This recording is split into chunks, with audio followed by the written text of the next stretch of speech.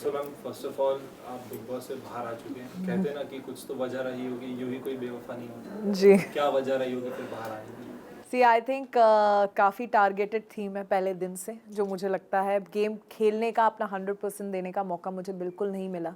बहुत कम रही हूँ इस घर में एंड एक नैरेटिव के साथ जो मुझे प्रेजेंट कर दिया, एक सेट करके लोगों के दिमाग में कि ये बहुत ज़्यादा फेक है, ये बहुत प्रिपेयर्ड है, बहुत ओवर कॉन्फिडेंट है, बहुत कुछ चीज़ें मुझे लगता है लोगों के दिमाग में पहले ही डाल दी गई और उसको इरेज करने का ये इतना लंबा शो है नहीं। मुझे इतना वक्त ही नहीं मिला और इसीलिए शायद मैं आज बाहर हूँ। और दूसरा मुझे लगता है रियलिटी शो में रियल थोड़ा कम ही रहना चाहिए और मैं काफ़ी रियल खेल गई, शायद इसीलिए बाहर हूँ। जैसे आपने कहा कि आप रियल खेल गए, तो आपको क्या लगता है फिर कौन फेक खेल रहा है? मोस्टली लोग फेक खेल रहे हैं, इसीलिए वो अंदर हैं। सब एक क्लियर है कि मुझे ये ऐसे खेलना है, ये रिएक्शन शो के लिए सही दिखता है, तो वो रिएक्शन देते हैं। वो ये नहीं देते कि जो मैं रियल हूँ वो रिएक्शन जो शो में सही लगेगा, जो इस सिचुएशन में टेलीकास्ट में अच्छा दिखेगा, वो रिएक्शन देते हैं। और जो टेलीकास्ट में ज़्यादा फुटेज देगा, ये इतनी कैलकुलेशंस के साथ लोग वहाँ गेम खेल रहे हैं। सबने अपना अपना एक कैरेक्टर पकड़ा हुआ है, किसी ने एक वैम्प का, किसी ने एक कैसेनोवा का, किसी ने एक ज्ञानी का, एक सबने अपना कैरेक्टर प्ले कर रहे हैं और वो कर रहे हैं। शायद मैंने अपना कैरेक्टर नहीं पकड़ा, जो मैं थी वही रही, इसीलिए मैं बाहर हूँ। कई बार ऐसा होता है कि मैम कुछ सडनली हो जाती है और वो आइकॉनिक डायलॉग बन जाता है, आइकॉनिक हुक स्टेप बन जाता है। जी अगर आज गूगल पे सर्च करके बिग बॉस ओटीटी पे किसने किस किया तो आपका नाम आता है। जी क्या लगता है कि ये इतना बड़ा इशू बन जाएगा, आपको लगा था? जी, पता नहीं क्यों कंट्रोवर्सी से मेरा पीछा छूटता ही नहीं। जहाँ कंट्रोवर्सी होती है वहाँ आकांक्षा पूरी आ ही जाती है, या कंट्रोवर्सी मेरे पीछे पीछे आ जाती है। मुझे लगा था ये शो तो बिना कंट्रोवर्सी के मैं ख़त्म करूँगी, बट जाते जाते भी एक तो हो ही गई। और मुझे जब मैं अंदर थी सच में ऐसा नहीं लगा था कि ये इतना बड़ा मुद्दा है, क्योंकि वो एक टास्क था, 30 सेकंड का टास्क था। उसके बाद बहुत कुछ हो गया रात को, उसकी बहुत ज़्यादा बातें भी नहीं हुई, वो ख़त्म हो गया और मैंने अपना 100% दिया, मैं एक टास्क जीत गई। पर जब मैं बाहर आई तब मुझे पता चला ये किसका, और जब वीकेंड का वार हुआ, जब सर ने इतना कुछ बोला, तब मुझे पता चला क्या ये इतना बड़ा मुद्दा बन गया है। मैंने भी उसे एज एन आर्टिस्ट लिया, परफॉर्म किया, एज अ टास्क लिया, टास्क जीता अपनी टीम के लिए। मैं उसको उतना ही लेके चल रही थी, उसमें मैं बहुत पर्सनली नहीं इन्वॉल्व हो गई। बट वो इतना बड़ा मुद्दा बन जाएगा ये मुझे भी नहीं पता था। जो वीकेंड के वार पे मुझे पता चला, बाहर आई तब पता चला कि इतना कुछ उस पे ट्रेंड हो रहा है। बट ये भी मुझे पता चला वो हाईएस्ट टीआरपी मिली है उस एपिसोड को, तो I don't know what to say about that. Salman sir ने आप सभी की तरफ से माफी मांगी जी ऑडियंस जी को, उसमें क्या कहना है? जी, ये मैं भी सरप्राइज्ड हूँ कि उन्हें ऐसा करना पड़ा कि ये शायद ये उनका टेक है। उन्होंने माफ़ी मांगी और माफ़ी मांगी तो ठीक है, अभी उन्होंने मांगी है तो हम लोग भी मांगे। बट मुझे अभी तक इस चीज़ में कुछ गलत नहीं लगता। इसलिए जब सर ने भी मुझे बोला, मैंने सिर्फ यही बोला जो मैं बोलूँगी कि ये एक टास्क था, मैंने सिर्फ इसे एज अ टास्क लिया।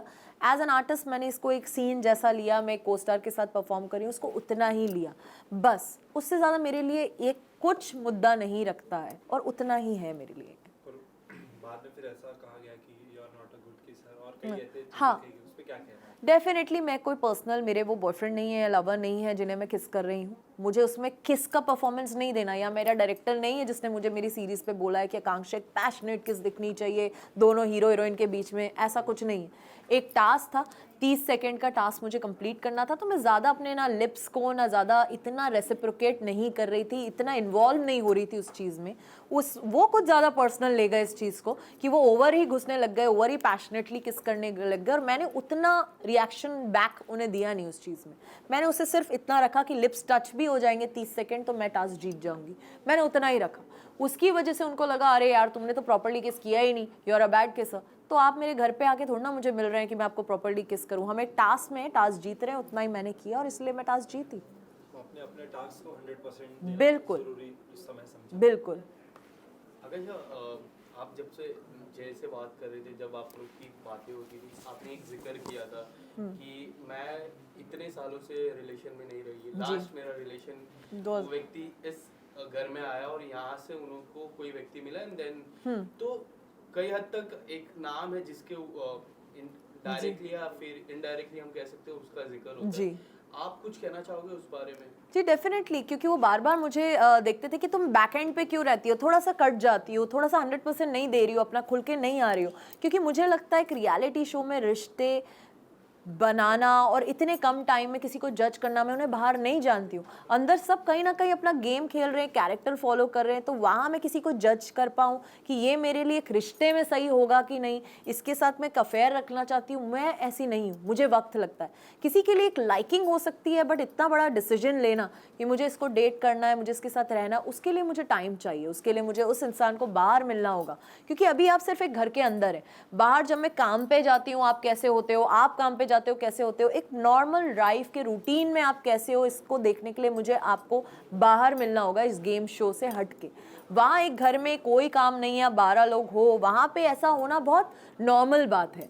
वहाँ आप मुझे उतना टाइम भी दे रहे हो, उतना अटेंशन भी दे रहे हो, उतनी चीज़ें कर रहे हैं, बट नॉर्मली आप इंसान क्या हो ये जानने के लिए मैं उस घर में डिसीजन नहीं ले सकती। और मेरे साथ जो हुआ है, मेरे को टाइम लगता है। अब मैं बहुत केयरफुल हो गई हूँ। अब मैं अपने आप को टाइम देती हूँ, जो पहले टाइम मैंने लोगों को दिया है, तो वो टाइम अब मैं अपने आप को देती हूँ। अब बहुत प्यार करती हूँ, अपने काम को डेट कर रही हूँ और अपना 100% दे रही हूँ, और वही मैंने उनको बोला।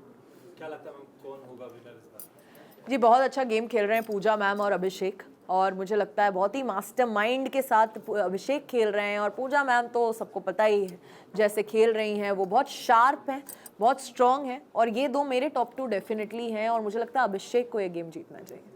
तो जो ऑडियंस थी जिनको आपका एज विनर देखना था, वो जी। ख्वाहिश अधूरी रह गई, उन्हें क्या कहना चाहेंगे?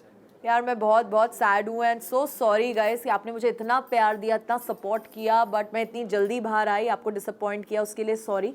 पर बहुत ही जल्दी आप मेरा बहुत सारा बहुत ही अच्छा काम देखेंगे, and thank you for always loving me.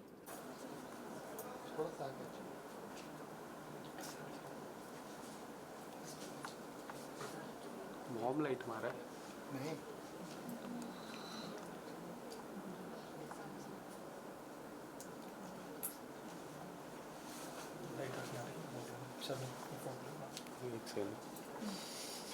मैं आपको बॉम्बे फैशन टाइम में बहुत ज़्यादा खूबसूरत लग रही थैंक यू सो मच। है। मैं सवाल नहीं पूछ पाया था आपसे।